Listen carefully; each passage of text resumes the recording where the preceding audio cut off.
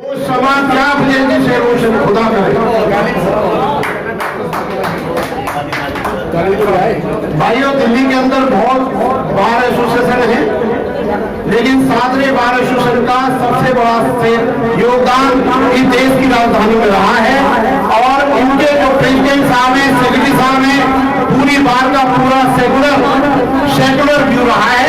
तो मेरा अपनी इस ऑर्गेनाइजेशन की तरफ से उनसे सामूहिक हाथ जोड़ के विनम्र प्रार्थना है कि एक कॉन्फ्रेंस रूम का नाम भारत रत्न बाबा साहब डॉक्टर अम्बेडकर के नाम पर रखा जाए।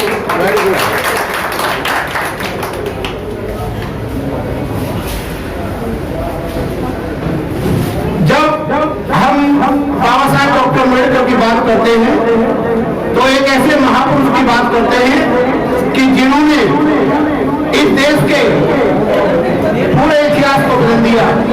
इस विश्व के अंदर कोई भी व्यक्ति हो, वो बाबा साहब डॉक्टर अम्बेडकर के विचारों से बिना प्रभावित हुए नहीं रह सकता। या तो उनके फेवर में बात करेगा या विपक्ष में करेगा। उन्होंने पूरे संसार के हर बुद्धिजीवी व्यक्ति को प्रभावित किया है। बाबा साहब डॉक्टर अम्बेडकर की तुलना केवल बाबा साहब डॉक्टर अम्बेडकर से ही की जा सकती है, जिस प्रकार हम हिमालय की तुलना केवल हम हिमालय से कर सकते हैं। इस देश की जनता जब लड़खड़ा रही थी, देश की सरकार जब फड़फड़ा रही थी, तो बाबा साहब डॉक्टर अम्बेडकर ने अपने संविधान को दिया। अतः हम कह सकते हैं बाबा साहब डॉक्टर अम्बेडकर शासन थे, प्रशासन थे और अनुशासन थे, अंधकार पर मानवता की जीत के प्रतीक थे। एक शायर का शेर मुझे याद आता है, अरे धोखे की मोहब्बत से अदावत बेहतर है, धोखे की मोहब्बत से अदावत बेहतर है और 100 बार की गुलामी से बगावत बेहतर है।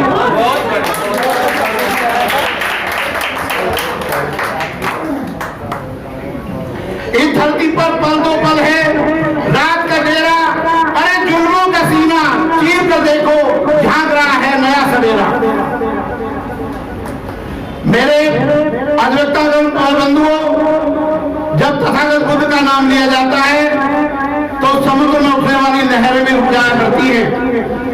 कोविड-19 की बीमारी को केवल आपकी विल पावर से रोका जा सकता है। और मैं आपको एक एग्जाम्पल देना चाहूंगा। एक सोशल वर्कर था, वो सोशल वर्कर इसमें एक मजदूर का काम इसमें जू में करता था। दिल्ली के चिड़ियाघर में उसको इतने जहरीले नाग ने काट खाया। वैसे एक डीपीसी की बस में गया और अनंगा मेडिकल से अपना इलाज करवाया। तो डॉक्टरों ने कहा कि ये जहर इतना था कि आदमी वहीं मर जाता, लेकिन इसकी विल पावर इतनी मजबूत है कि इसका जहर भी कुछ नहीं बिगाड़ पाया। तो अगर आप इस देश के अंदर परिवर्तन लाना चाहते हैं, इस देश के अंदर सामाजिक क्रांति लाना चाहते हैं, इस देश के अंदर उन गरीबों की मदद करना चाहते हैं जिन पर सदियों से जुल्म, सितम, अन्याय, अत्याचार और शोषण किया गया है, ऐसे लोगों के लिए बाबा साहब डॉक्टर अम्बेडकर का मार्ग एक औषधि के रूप में सुझाया जा सकता है। बाबा साहब किसी भी महापुरुष को किसी कुएं को नापने के लिए एक रस्सी या मीटर की आवश्यकता होती है, लेकिन एक महान पुरुष को नापने के लिए अनेक मापदंड होते हैं। उन मापदंडों में वो किस परिस्थिति में पैदा हुआ है, किस समाज में पैदा हुआ है, उसने कितनी मेहनत की है। इसी बात को लेते हुए बाबा साहब ने एक बार कहा था, अरे मैंने पूरे जीवन भर परिश्रम किया है, श्रम किया है, लेकिन मुझे कोई फल प्राप्त नहीं हुआ। पृथ्वी विस्तीर्ण है, समय अनंत है, एक दिन अवश्य कोई पैदा होगा जो मेरी शब्दों की कद्र करेगा। इस प्रोग्राम के द्वारा शायद हम बाबा साहब को जो पुष्पांजलि अर्पित कर रहे हैं, ये उनके महान कार्यों को याद करने के लिए है। एक अभी जो रिसर्च प्रेजेंटली आई है, उस रिजल्ट में ये पाया गया है कि जो किसानों का आंदोलन बहुत सालों से यहाँ पे चल रहा है, देश के अंदर जो सबसे ज्यादा सख्त कामयाब क्यों नहीं हो पा रहा, उसके पीछे सोशल साइंटिस्टों ने खोज के सिर्फ ये बताया है, अरे गांव के जो गरीब लोगों को, लड़कों को तुम उनके घोड़ी पे नहीं चढ़ने देते, शादी के वक्त उनको सम्मान नहीं देते, उनकी लड़कियों का सम्मान नहीं करते, तो कोई भी देश का सामाजिक क्रांतिकारी आंदोलन बिना दलितों की मदद के कभी भी देश में या किसी राज्य में सेंट्रल गवर्नमेंट पर कभी कामयाब नहीं हो सकता। जिस प्रकार हिमालय से गिरने वाली धाराओं को दुनिया की कोई भी ताकत समुद्र में मिलने से नहीं रोक सकती, उसी प्रकार बहुजन समाज का, दलितों का, गरीबों का विकास इस देश में कोई भी दुनिया की ताकत नहीं रोक सकती है। दलितों के विकास को, दलितों के ऊपर होने वाले अत्याचार को केवल कानून के द्वारा रोका जा सकता है, और कानून वो लोग पैदा कर सकते हैं जो स्वयं कानूनी होते हैं। आप जानते हैं कि केवल लोहे की ठंडे लोहे से गर्म लोहा नहीं जोड़ सकता। केवल सामाजिक क्रांति के लिए आप लोगों को दिन रात परिश्रम करना पड़ेगा। 365 दिन में से 363 दिन आपको मेहनत करनी पड़ेगी। और मुझे एक कभी की लाइन आती है, अरे जुल्मों का बीज हम बोने नहीं देंगे, जुल्मों का बीज हम बोने नहीं देंगे, अपने भारत को आग हम लगने नहीं देंगे। ए वतन तेरी खुशियों की कसम, तेरे दामन पे दाग हम लगने नहीं देंगे। रूस में एक एक्सपेरिमेंट करा गया, और रूस के एक्सपेरिमेंट में एक उबलते हुए पानी में जीवित मेढक को रखा, तो मेढक उठ कर एक साथ दूसरी तरफ चला गया। दूसरे एक्सपेरिमेंट में एक ठंडे पानी में मेढक को रखा और धीरे धीरे गर्म करा गया, तो मेढक उसी के अंदर उबल कर मर गया। तो साइकोलॉजिस्ट, वैज्ञानिक, मनोवैज्ञानिक नतीजे पर पहुंचे, अगर कोई व्यक्ति जरा सी भी गुलामी को सहन करेगा, कोई व्यक्ति जरा सी भी गुलामी को सहन करेगा, तो उसी प्रकार वो डूब के मर जाएगा। जिस प्रकार उबलते हुए पानी में मेढक डूब के मर गया था। अगर कोई गुलामी के खिलाफ बगावत पैदा करेगा, तो उसकी नस्लों में कभी भी गुलामी नहीं आएगी, जैसे उबलते हुए पानी पर मेढक ने एकदम जंप लगा। तो आपने गुलामी को रोकना है।